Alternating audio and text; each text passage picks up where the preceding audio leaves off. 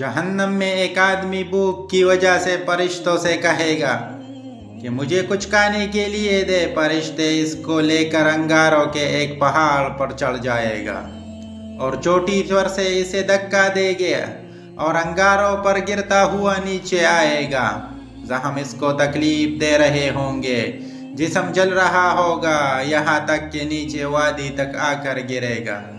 نیچے اٹھ کر کھڑا ہوگا، جسم میں تکلیف ہوگی، درد ہوگا، بھوک ہوگی، پیاس ہوگی، اور وہ فرشتوں سے فریاد کرے گا کہ مجھے تو کھانے کے لیے دے دو۔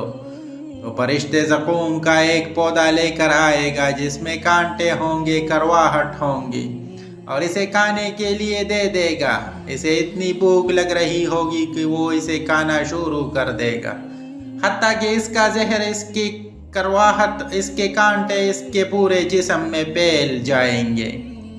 تکلیف اور زیادہ ہو جائے گا۔ وہ منت سماجت کرے گا کہ مجھے پانی لا کر دو۔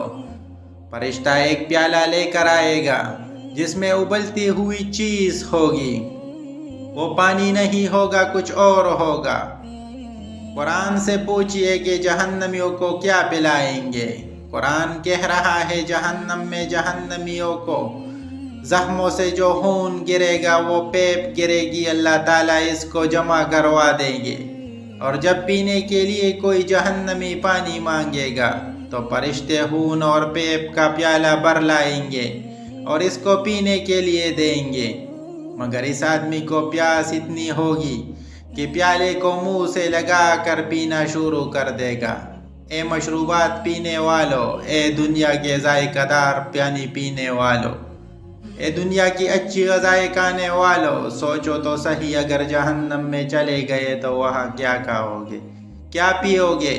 آج تو پیپ کسی جگہ پر پڑی ہو تو انسان سے بو سونگھنی نہیں جاتی، اور وہاں پیپ پینی پڑ جائے گی۔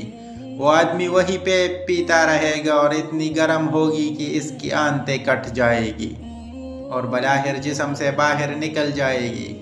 پھر اللہ تعالیٰ اسے ٹھیک کر دے گا، پھر اس کو دوبارہ بھوک لگے گی، پھر فرشتہ اس کو انگاروں کے پہاڑ پر لے جائے گا۔ یہی منظر ہمیشہ ہمیشہ چلتا رہے گا۔ اللہ تعالیٰ جہنم سے حفاظت فرمائے۔ آمین ثم آمین۔